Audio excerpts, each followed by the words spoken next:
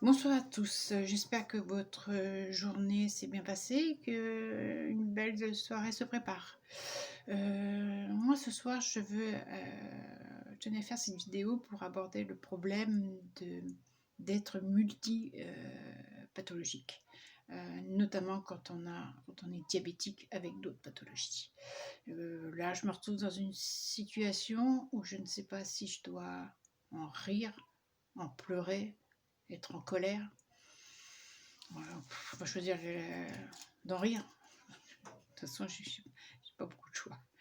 Je vous l'ai expliqué plusieurs reprises, je suis atteinte d'une gastroparésie. C'est un problème au niveau de l'estomac. C'est un trouble fonctionnel qui se traduit par une vidange qui est extrêmement ralentie. Ceci est une complication du diabète qui atteint le nerf vague. Le nerf vague, c'est lui qui permet comment dire, de réguler l'activité musculaire gastrique. Voilà. Donc les aliments qui normalement s'évacuent au bout de 2 heures, hein, pour quelqu'un de normal, entre guillemets. Dans mon cas ou dans le cas de gastroparésie, les aliments restent dans l'estomac des heures, voire des jours. Et ceci, ça entraîne une difficulté à s'alimenter, des vomissements constants. Dès qu'on veut manger quelque chose, on a l'estomac plein. Et ceci est valable aussi des aliments solides que liquides. Ça entraîne forcément un amaigrissement et ça entraîne également un déséquilibre du diabète. Dans mon cas, les traitements n'ayant pas réussi, j'ai bénéficié de la pose d'un pacemaker qui envoie des impulsions électriques à l'estomac, justement, pour qu'il puisse faire sa fonction de vidange. Je vous en ai parlé également. Depuis quelque temps, j'ai des difficultés à équilibrer mon diabète, mais surtout quand je mange. Quand je suis en jeûne, aucune difficulté, le diabète est parfait. Dès que je commence à m'alimenter, là c'est un peu plus difficile. J'ai des pics de glycémie élevés, j'ai beaucoup de difficultés. J'en ai parlé à mon diabéto et moi j'ai évoqué un problème de pacemaker parce que je trouvais que j'avais une digestion très lente, que le matin je pouvais encore avoir des aliments dans l'estomac de la veille. Donc il est d'accord avec moi, ça peut être une possibilité, ça peut être le pacemaker qui ne fonctionne plus ou qui a besoin d'un réglage ou d'un électrode qui est posé, se soit détaché, ou tout simplement ma gastroparésie qui s'accentue. Mais de toute façon, ça nécessite le contrôle une vérification de mon pacemaker. Donc j'ai pris rendez-vous avec le professeur qui a été à l'origine de la pose de mon pacemaker. Et puis là, oui, j'ai obtenu un rendez-vous l'année prochaine. Et oui, le 5 janvier 2021.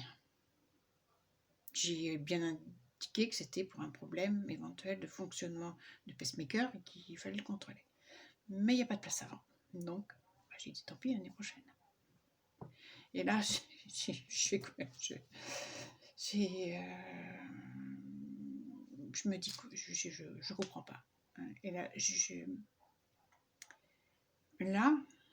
qu'est-ce qui va arriver? Soit arriver un moment, je vais plus pouvoir m'alimenter du tout.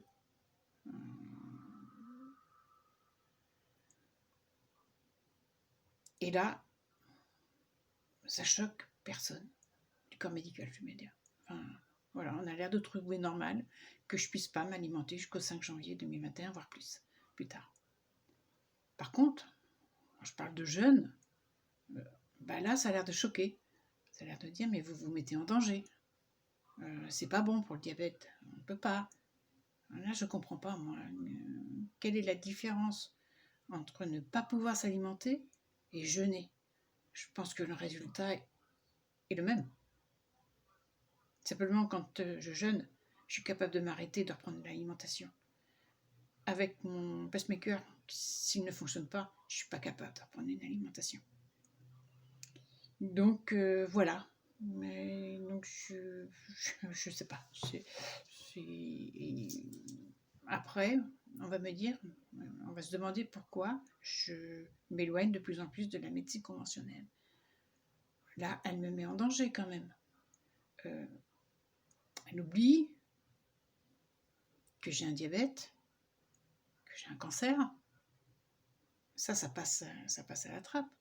Et là, cette situation ne fait que compliquer les deux maladies. Je crois que j'ai pas besoin de ça spécialement en plus. Mais bon, je vais m'en sortir. Je vais gérer toute seule comme une grande. Je suis bien obligée. Moi, c'est là-dessus que je vais attirer l'attention. Je ne veux pas me plaindre parce que j'ai une situation qui devient un peu compliquée. Vous inquiétez pas, je vais m'en sortir. Je vais trouver des solutions et je jeûnerai et puis je jeûnerai de façon à pouvoir au moins manger correctement à Noël et jour de l'an. Après, on verra. Mais qu'on vienne pas me dire que le jeûne c'est dangereux. Attirer l'attention sur ça, sur cette difficulté d'avoir de multiples pathologies. Qu'à chaque fois, on ne mesure pas les conséquences immédiates. C'est que chaque médecin va agir pour sa spécialité et puis le reste, le patient il se débrouille ou ça sera l'autre médecin qui se débrouille. Mais voilà, c'était aussi d'une de mes raisons pour lesquelles je voulais créer une association. Parce que s'il y a aussi où je veux informer sur les solutions alternatives, mais je veux aussi qu'il y ait une meilleure prise en charge des patients multipathologiques. Alors c'est vrai que moi je suis plus axée sur le diabète et le cancer parce que ça me touche, mais je pense que ceci est valable pour toutes les pathologies. Je pense que toutes les personnes qui ont de multiples pathologies rencontrent les mêmes problèmes que moi, qu'il y ait diabète ou pas. Donc c'est pour ça que cette association, je vais peut-être mettre du temps à la faire, mais je vais la faire.